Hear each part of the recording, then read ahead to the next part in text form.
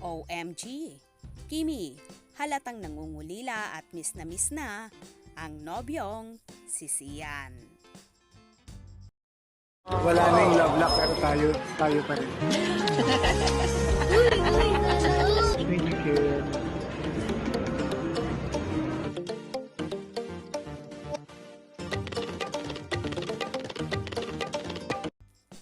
Kasalukuyang nasa Balesen Island ang TV host at queen of the dance floor na si Kim Chiu, kung saan kasama niya ang kanyang pamilya at ilang mga kaibigan.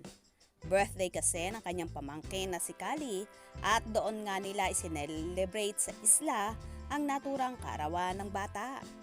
Masaya naman si Kimi dahil muli na naman niyang nakasama at nakabanding ang kanyang pamilya.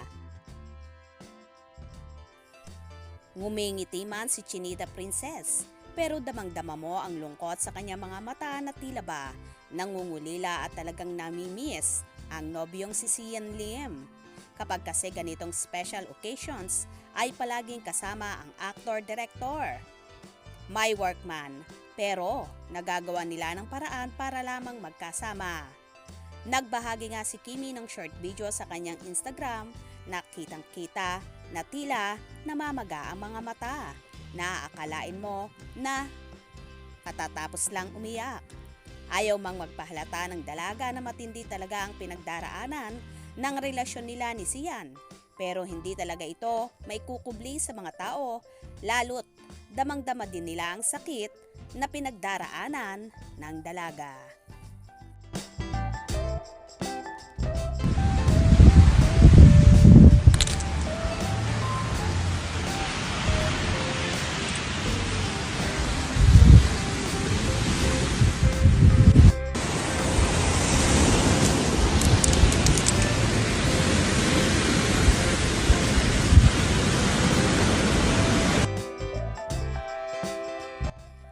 Sa mga video na inilabas ng aktres, halatang namimiss talaga niya ang nobyong si Sian na kung wala sana silang problema ngayon ay for sure.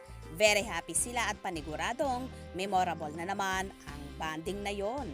Nakapanlulumo at nakapanghihinayang na sa isang iglap ay magkakahiwalay ang lovebirds lalo pat.